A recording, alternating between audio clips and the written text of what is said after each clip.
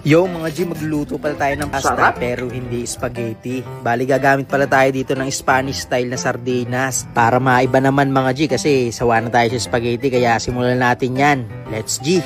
Bali mga G, ang unang first step natin, yan, lagyan lang natin yung kawali, sabay lagyan natin yung tubig. Yung kumulo, yan, lagyan natin yung pasta natin, nakalahating kilo. Kalahating kilo lang talaga kasi sakto lang, tayo lang naman kakain eh. Tapos to mga G, yan, alagaan lang natin sa halo para di malabsak yung pasta natin mga G. Tapos yan, lagyan na natin dyan. Yan, huwag na natin patuluin. Yan, okay lang yan. Baka may olives ka na, joke lang.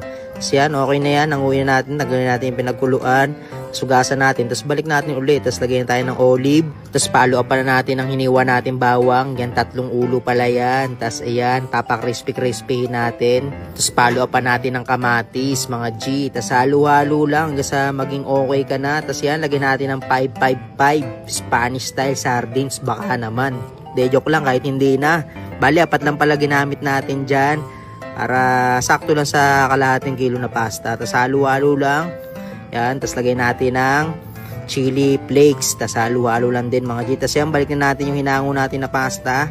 Yan, mabilisan lang yan mga G, pero napakasarap yan. Tapos lagyan din natin ng olive oil para daman-dama talaga yung lasa mga G. Tapos yan, lagyan natin ng cheese boy na parmesan mga G. Tapos yan, goods na yan mga G, halu-haluin lang natin. Yan, hanggang sa maging masaya na tayo. Yan, mukhang okay na to mga G. Yan, lagyan natin sa plato natin yan para matikman na natin. Siyempre, matik yan. Masarap yan pag si Gia nagluto. Baka sabihin nyo, hindi na naman eh. Kasi yan, mga G, tikman na natin yan. Bali, hindi ko pala alam tawag dito. Basta, bahala na. Gayahin nyo na lang. Nakikita ko lang naman to sa YouTube. Baka sabihin na naman ng iba dyan. Nagmamarunong na naman ako. Tapos ayun mga G, napakasarap niya mga G. Medyo maanghang lang kasi naparaming yung lagay ko ng ng chili flakes, pero okay lang. Pasok na pasok sa panlasa natin mga G. Ayun, talagang napakasarap talaga. Mapaparami tayo nito mga G.